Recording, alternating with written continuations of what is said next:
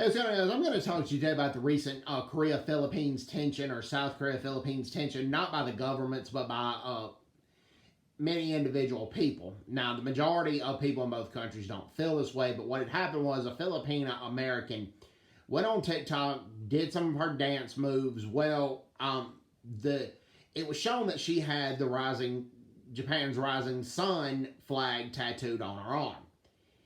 And she has apologized for the tattoo, and she's agreed to get it removed. Now, I personally think she needs to get it removed as soon as possible.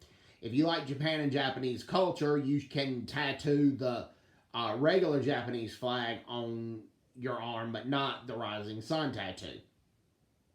Now, here's the thing. The Philippines were brutally occupied by Imperial Japan from 1941 to 1945. The same as Korea was brutally occupied by Japan from 1910 to 1945. So I don't think she meant anything offensive by what she did. I really don't. But at the same time, she needs to get the tattoo removed.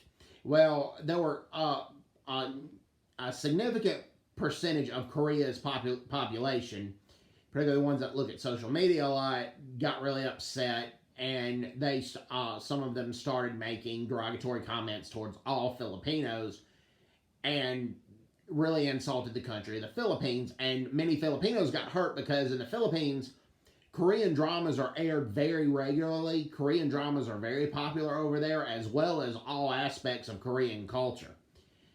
And so in the Philippines, they launched a Cancel Korea movement. But here's the thing. Peace needs to get resolved because the Philippines came to Korea during the Korean War, and they held off 40,000 Chinese soldiers at the Battle of Yeldong, and there was only 1,400 Filipino soldiers there. And not all the Filipino soldiers had winter clothing during that time. And also the Battle of Hill Erie, they did not lose a single Filipino soldier, but the Filipino soldiers still took Hill Erie from the Chinese soldiers. Also, the Filipino soldiers did not go back immediately after the ceasefire was signed. They stayed until 1955 to help train the South Korean army. So most Filipinos love South Korea, and many have died for South Korea. Over 100 Filipino soldiers lost their lives during the Korean War. So there needs to be a peaceful resolve in this situation. Many Koreans have visited the Philippines, and many Filipinos, if they're able, they visit Korea, but many of them come to work there, and most of them have positive experiences when they go to Korea. So this needs to get resolved.